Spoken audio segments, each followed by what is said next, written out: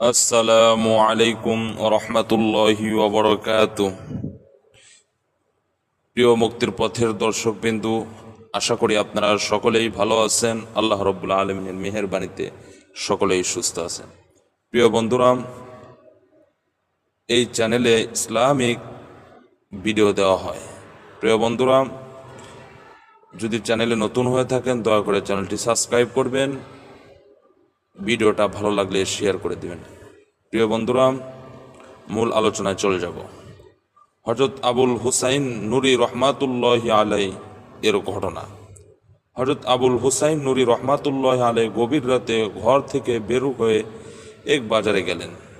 সেখানে তিনি দেখতে পেলেন বাজারের চৌকিদার এক মহিলা ও এক পুরুষকে আটক করে বলছে, আজ তোমাদেরকে অবশ্যই হাকিমের ইজলাসে পেশ করা হবে।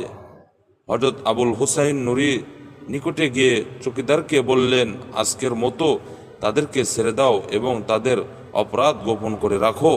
চৌকিদার কিছুতেই হযরত নুরির প্রস্তাবে সম্মত হলো না। পরে হযরত নুরি পকেট থেকে রুমালে বাঁধা কিছু দিরহাম এবং গায়ের চাদরটি খুলে তার হাতে দিয়ে বললেন, তুমি এটা গ্রহণ করে তাদেরকে ছেড়ে দাও এবং তাদের পরিবর্তে আমাকে নিয়ে হাকিমের নিকট পেশ করো। চৌকিদার এই প্রস্তাবে সম্মত হয়ে বলল, হাকিমের নিকট আপনার বিরুদ্ধে যা অভিযোগ করব আপনি তাতে কোনো প্রতিবাদ করতে পারবেন না। হযরত নুরি চৌকিদার প্রস্তাবে মেনে নিল। এবার সে হযরত নুরির গলায় চাদর লাগিয়ে টানতে টানতে হাকিমের দরবারে হাজির করে বলল, এই লোকটিকে আমি বাজার থেকে এক মহিলার সঙ্গে অসামাজিক কাজে লিপ্ত অবস্থায় আটক করেছি। হাকিম হযরত নুরিকে বললেন, আপনার বিরুদ্ধে অভিযোগ সম্পর্কে আপনার কিছু বলার থাকলে বলুন।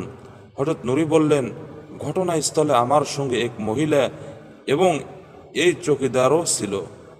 বিজ্ঞ হাকিম বললেন, কিন্তু আপনার চেহারা দেখে মনে হচ্ছে না যে আপনি কোনো অসামাজিক কাজে লিপ্ত হতে পারেন।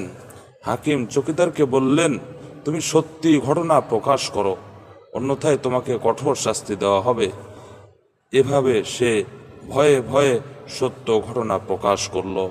পরে জিজ্ঞেস করা হলো, হাকিম এই ঘটনার জন্য হযরত নুরির নিকট দুঃখ প্রকাশ করে তাকে সম্মানের বাড়িতে পৌঁছা দিলেন। সুবহানাল্লাহ।